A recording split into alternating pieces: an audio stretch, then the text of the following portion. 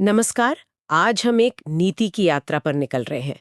हम देखेंगे कि दिल्ली में संविधान में लिखा गया एक विचार, एक बच्चे को मुफ्त शिक्षा देने का अधिकार, वो एनसीईआरटी की किताबों से होते हुए, राज्यों की राजधानियों से गुजरकर, जिले के दफ्तरों को पार करके, एक छोटे से गांव के क्लासरूम में बैठे बच्चे की कॉपी तक आखिर पहुंचता कैसे है। और इस सफर में कहाँ-कहाँ स्पीड ब्रेकर है, कहाँ रास्ता जाम हो जाता है, यही है हमारी आज की पड़ताल का मिशन।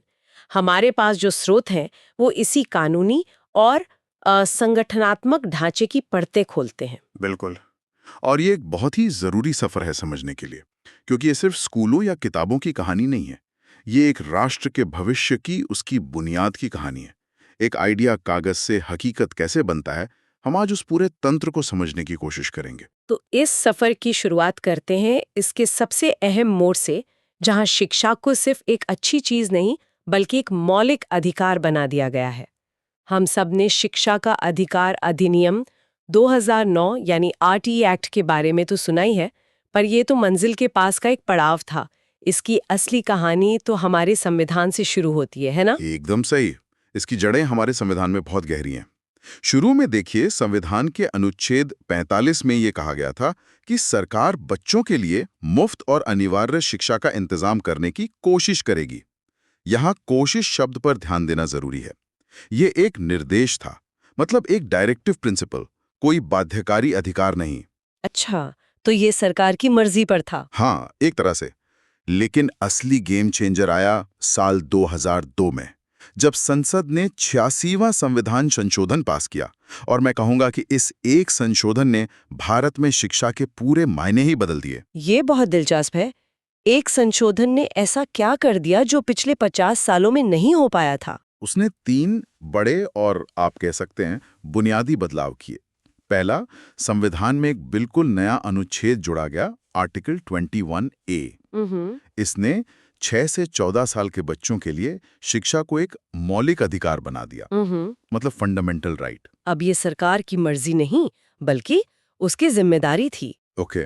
तो ये सबसे बड़ा बदलाव था। हाँ। दूसरा, इसने अनुच्छेद 51A में एक नया मूल कर्तव्य या फंडामेंटल ड्यूटी भी जोड़ी, जिसके तहत हर माता पिता या अभिभावक का ये फर्ज बन गया कि वो अपने बच्चों को स्कूल भेजें। एक मिनट, यहाँ मुझे एक बात थोड़ी खटक रही है। मतलब एक ही साथ अधिकार भी दिया गया और कर्तव्य भी थोप दिया गया, लेकिन क्या इससे एक टकराव की स्थिति नहीं बनती? मान लीजिए कोई परिवार बेहद गरीब है और वो अपना कर्तव्य पूरा नहीं कर पाता, तो क्या उस वजह से बच्चे का अधिकार अधूरा नहीं रह जाता? ये एक बहुत ही महत्वपूर्ण और गहरा सवाल है, और यहीं पर इस कानून का सबसे बड़ा स्पीड ब्रेकर आता है। हमारे स्रोत बताते हैं कि कानून बनाने वालों ने सामाजिक और आर्थिक चुनौतियों का अंदाजा तो लगाया, लेकिन शायद उनकी गहराई का नहीं। और यहाँ एक विरोधाभास छिपा है। कानून कहता है शिक्षा मुफ्त है, लेकिन वो उस अवसर की लागत यानी अपॉर्चुनिटी कॉस्ट का हिसाब नहीं रखता। अवसर की लागत। हाँ, एक गरीब परिवार के लिए बच्चे को स्कूल भेजने का मतलब है एक कमाने वाले हाथ का कम होना। तो कानून भले ही स्कूल की फीस ना ले, पर गरीबी उस बच्चे से हर रोज एक अदृश्य फीस वसूलती है। सही कहा।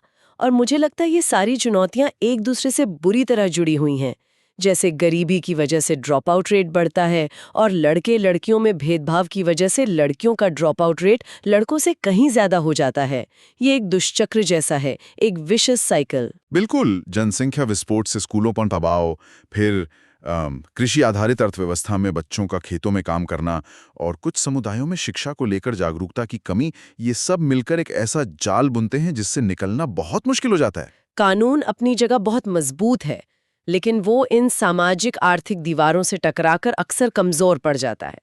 तो इस मजबूत कानून ने बच्चों को जमीनी स्तर पर कौन-कौन से खास अधिकार दिए हैं? मतलब अगर एक बच्चा स्कूल जाता है, तो उसके पास क्या पावर है? अधिकारों की लिस्ट काफी साफ और विस्तृत है। पहला, प्रारंभिक शिक्षा पूरी होने तक कोई फीस या कोई भी चार्ज नहीं लिया जाएगा। दूसरा, और ये बहुत जरूरी है, अगर किसी बच्चे के पास बर्थ सर्टिफिकेट जैसा कोई उम्र का सबूत नहीं है, तब भी उसे एडमिशन देने से मना नहीं किया जा सकता। अच्छा, ये तो बहुत बड़ी राहत है। जी। तीसरा, किसी भी बच्चे को किसी भी आधार पर स्कूल में दाखिले से इनकार नहीं किया जा सकता। और सबसे जरूरी, इसमें सिर्फ शिक्षा का नहीं बल्कि पोषण और शोषण से सुरक्षा का अधिकार भी शामिल है। तो ये एक होलिस्टिक अप्रोच है। ठीक है, कानून तो बना दिया और अधिकार भी दे दिए, लेकिन ये सब तो कागज पर है। असल सवाल तो ये है कि इस कागज को हकीकत में बदलने वाली फौज कौन है? इस विशाल सिस्टम को चलाने वाली मशीनरी कैसी है? ये मशीनरी एक पिरामिड की तरह है, जो दिल्ली से शुरू होकर एक छोटे से गांव के स्कूल तक जाती है, और हर लेवल की अपनी भूमिका और जिम्मेदारी है। तो पिरामिड के सबसे ऊपर कौन बैठा है? जाहिर है एनसीईआरटी का नाम सबसे पहले आता है। एनसीईआरटी का नाम सुनते मुझे तो अपने स्कूल के दिन याद आ जाते हैं, जब हम वो मोटी मोटी विज्ञान की किताबें पढ़ते थे।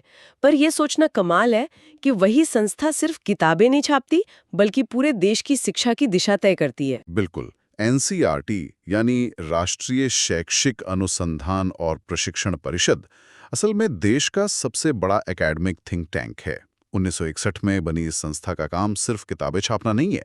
इसका मुख्य काम है स्कूली शिक्षा की क्वालिटी को कैसे बेहतर बनाया जाए, इस पर रिसर्च करना, नीतियां बनाना और केंद्र राज्य सरकारों को सलाह देना। मतलब करिकुलम कैसा होगा, टीचर्स की ट्रेनिंग कैसी होगी, ये सब। हाँ, करिकुलम कैसा होगा, टीचर्स की ट्रेनिंग कैसी होगी, पढ़ाने के नए तरीके क्या होंगे, ये सब एनसीईआरटी तय करता है। तो एनसीईआरटी ने दिल्ली में बैठकर नीतियां बना दी।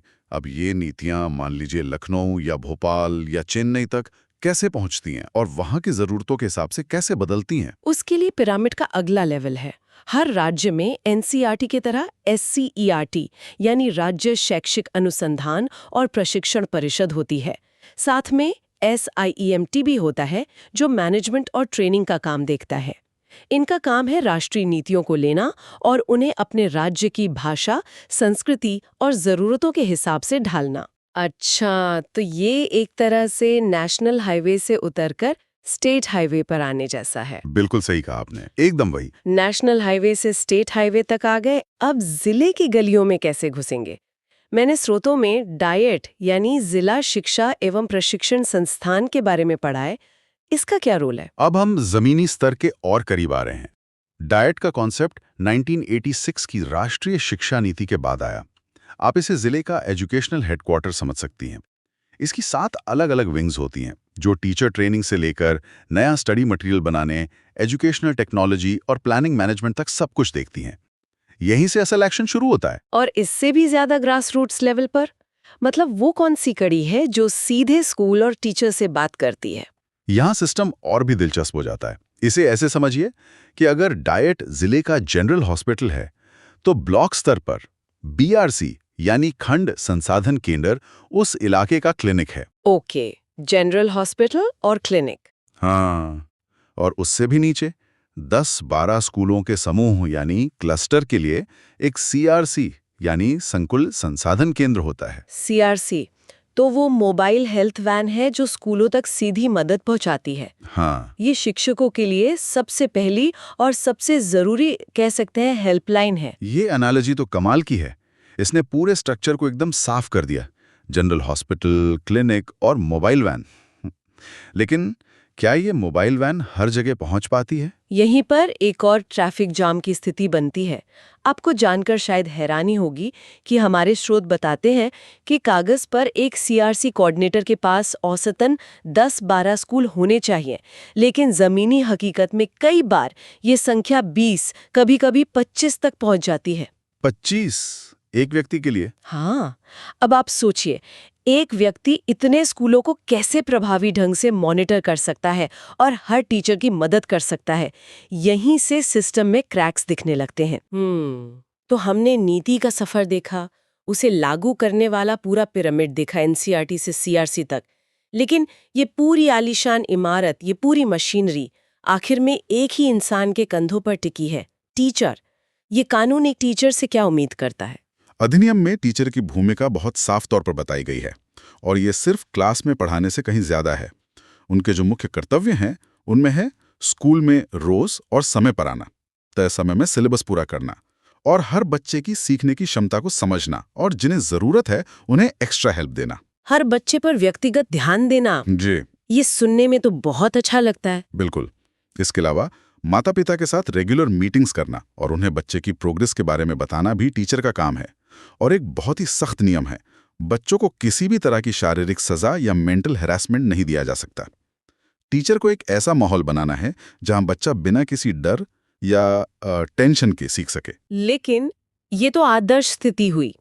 क्या हमारे स्रोत इस पर भी कुछ रोशनी डालते हैं कि एक टीचर जिसे 40-50 बच्चों की क्लास संभालनी है, मिड डे मील का हिसाब रखना है और ऊपर से जनगणना या चुनाव जैसे गैर शैक्षणिक काम भी करने पड़ते हैं, वो हर बच्चे पर व्यक्तिगत ध्यान देने के इस कर्तव्य को हकीकत में कैसे पूरा कर सकता है? आपने सिस्टम की सबसे दुखती रग पर हाथ रखा है। ये इस पूरी व्यवस्था की सबसे बड़ी चुनौती है। वैचारिक रूप से टीचर की भूमिका अब सेज ऑन द स्टेज से बदलकर गाइड ऑन द साइड हो गई है। Guide on the side? हाँ, मतलब वो ज्ञान का भंडार नहीं, बल्कि सीखने की प्रक्रिया को आसान बनाने वाला एक फैसिलिटेटर है। उसका काम बच्चों में जिज्ञासा जगाना है। लेकिन जब उस फैसिलिटेटर पर इतना प्रशासनिक बोझ डाल दिया जाता है, तो उसका असली काम पीछे छूटने लगता है। यहीं पर सबसे अच्छी नीतियां भी फेल होने का खतरा रहता है। तो आज की इस गहरी पड़ताल का सार क्या निकलता है? हमने उस नीति की यात्रा को ट्रैक किया जो 2002 में 86वें संशोधन से एक मजबूत संवैधानिक अधिकार बनी। हमने उसे लागू करने वाली मशीनरी को देखा जो NCERT के थिंक टैंक से शुरू होकर CRC की मोबाइल वैन तक जाती है, और अंत में हम उस ड्राइवर तक पहुंचे, यानी टीचर, जिस पर इस पूरी गाड़ी को चलाने की जिम्मेदारी है। बिल्कुल। सार यह है कि कागजों पर भारत की शिक्षा प्रणाली दुनिया की सबसे व्यापक और सोची समझी प्रणालियों में से एक है। इसकी सफलता हर स्तर की प्रभावी कामकाज पर निर्भर करती है, नीति निर्माण से लेकर क्लासरूम तक। लेकिन गरीबी, सामाजिक भेदभाव और प्रशासनिक बोझ जैसे स्पीड ब्रेकर्स इस सफर को बहुत मुश्किल बना देते हैं।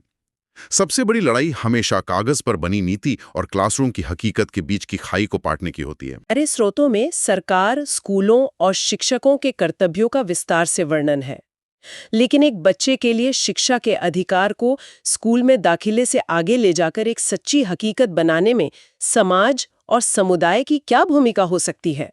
अगर सरकार ने हाईवे बना दिया है और नियम तय कर दिए, तो क्या समुदाय एक पड़ोसी की निगरानी या नेबरहुड वॉच की तरह काम कर सकता है, जो ये सुनिश्चित करे कि शिक्षा की ये गाड़ी हर बच्चे के घर तक बिना रुके, बिना भटके पहुंचे?